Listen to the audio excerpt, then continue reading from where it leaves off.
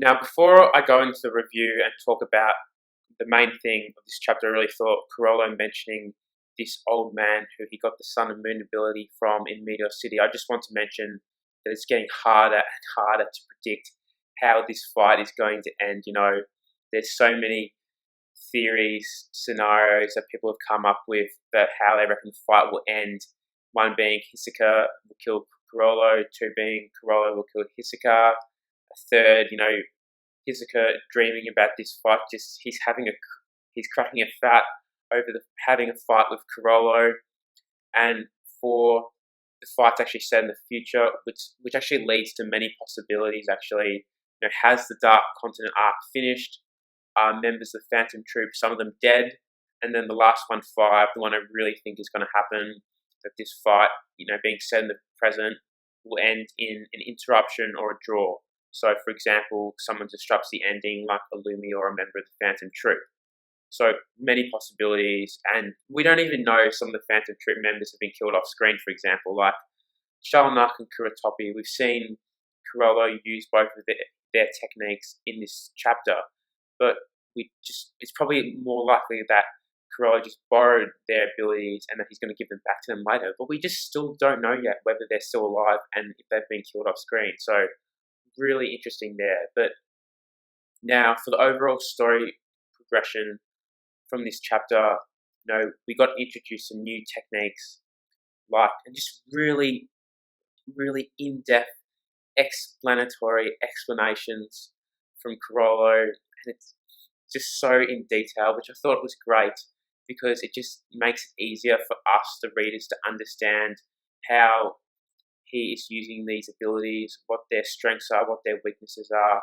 But overall, this was a pretty basic structured chapter, just explaining the techniques, a little bit of more dialogue about the sun and moon ability, and then really starting the fight with Hisoka again.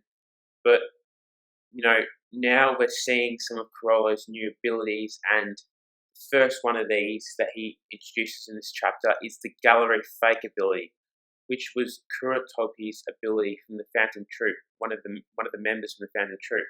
Now, if you can remember him, and pretty much to use this ability, you're able to create an exact replica of a corpse or a lifeless being or an object. It can't be alive. And so Chrollo, he touches the referee's corpse with his left hand and is able to create an exact copy of the corpse. And then with the order stamp technique, Chrollo, he's able to add onto it with the Gallery Fake technique. So he puts the stamp into the puppet, and now Chrollo can create a Nen copy of the corpse of the referee, which is able to move around, and which is why he's going all around the field in the battle against Hisoka. And so even Chrollo is able to give voice commands to it to attack Hisoka, and eventually Hisoka realizes that the only way to stop the corpse from attacking him is to cut off his head, so he does that really easily. But I thought this was really cool how they join these two techniques together.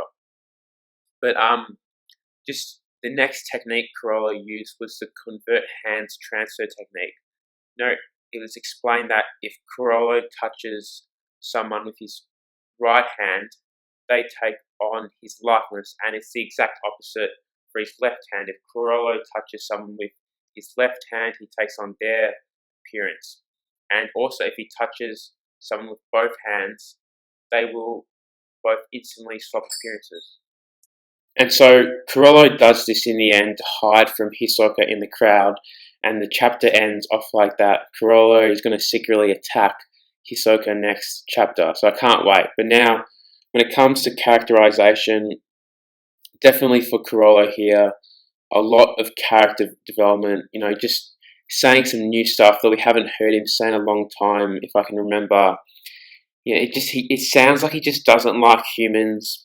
It sounds like he thinks they're filthy in a way. He says in this chapter, humans are such strange, mysterious things. So obviously he thinks he's above everyone, and also his confidence is really focused here. He sounds like he's 100% certain that he's going to beat Hisoka. It sounds like he's gone through all the scenarios, all the probability, of the chances of losing and that there's no chance whatsoever with all his new abilities. And, he's even explaining some of these techniques to Hisoka, which just shows how confident he is. But even Chrollo says, like, until he has enough abilities at his disposal, he'll just keep on running. So it seems he's always going to have his guard up. But, just really good writing here from Togashi, I really thought. But now, based on that, I can see the result of this fight going down in two ways. One, Chrollo is just too powerful with all his abilities, too much for Hisoka. But secondly, really, Chrollo could be too overconfident, and maybe Hisoka would have a completely new ability that is just for fighting Chrollo, which gives him a complete upper hand. But regardless of which one, I could see, interruption occurring in either one or two. So, with the Troop or Illumi.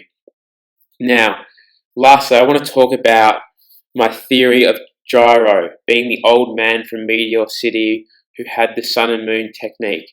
Now, Gyro always lived in poverty and had an abusive childhood from his father, and later in his life he forms the NGL region and becomes the king of that region, basically just a band of a militia gang or army, you could say. But he was captured by the Chimera Ant and was eaten by the queen, and he became a Chimera Ant.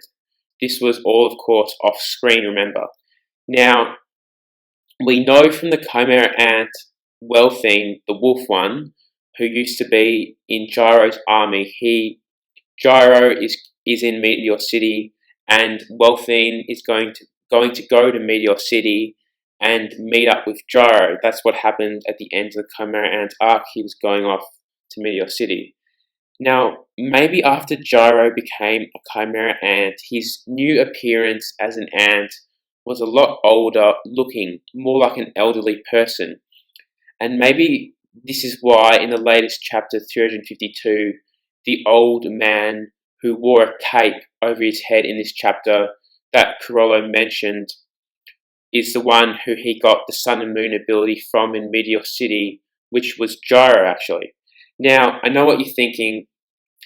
Maybe Gyro's new technique was the sun and moon technique because the ants, are always just so strong when they're born and could learn Nen really quickly. And I give the example of Ramont, the rabbit Chimera Ant who fought Gon and Killua for the first time. After he fought them and lost, he learned Nen really quickly and became so much stronger than all the Chimera Ants like Colt, etc., before the 3 royal guards were born.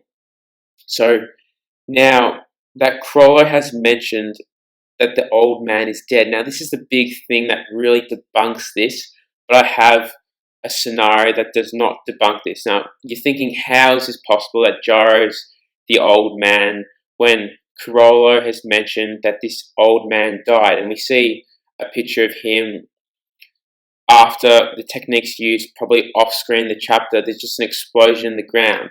Now, maybe he isn't dead, and maybe Chrollo just got it wrong and the old man went underground. Maybe this is going to be a curveball because we have yet to know Gyro. He has not come into the story soon. It's been awaited for a long time now, since early in the Chimera Ant arc. And also I want to mention that Gyro and Chrollo, they have similar goals. They both come from poverty and they both, want to spread evil and rule the world.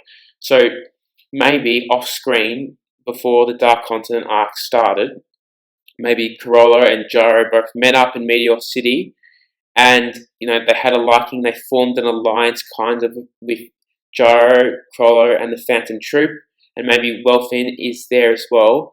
And maybe Gyro allowed Chrollo to use his sun and moon ability technique for this upcoming fight with Hisoka, and maybe this is all just fake. Maybe this explosion for him to die was just fake, and he goes underground, he survives, and maybe Gyro is going to be the one who comes into play in this Heaven's Arena tournament match against Hisoka and interrupts it, as well as other members of the Phantom Troop. I know this is a huge stretch, but I just had to make it. I just thought there's a lot of evidence supporting Gyro being, obviously in Meteor City, and maybe having a possible alignment with the Phantom Troop. And when you really look at Sun and Moon, the technique Sun and Moon, Moon can symbolize the ending of one life, and the Sun, the rising of another. So maybe after Gyro died,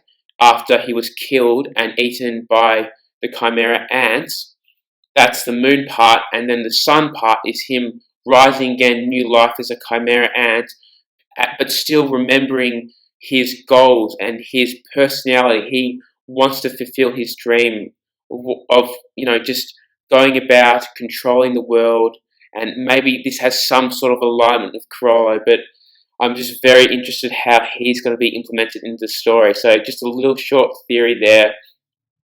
Let me know your thoughts down below. If I'm just so far-fetched in this, let me know. Or if you agree, comment if you agree. But thanks for watching. Like the review / theory video.